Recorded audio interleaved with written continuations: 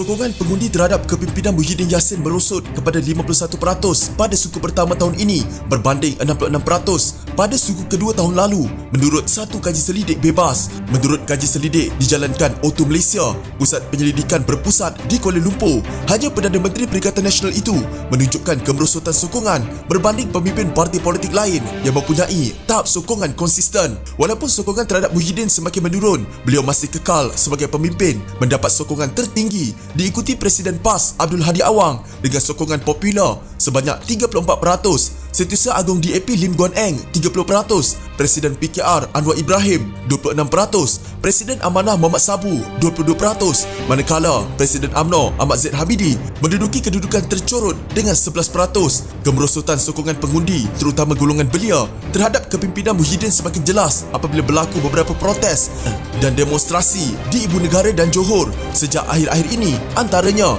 undi 18 dan kerajaan gagal. Portal FMT baru-baru ini juga melaporkan orang di sekeliling Muhyiddin termasuk beberapa menteri memberi amaran mengenai kemarahan rakyat yang semakin meningkat dengan harapan kerajaan akan menggunakan strategi komunikasi yang lebih baik untuk meredakan ketegangan.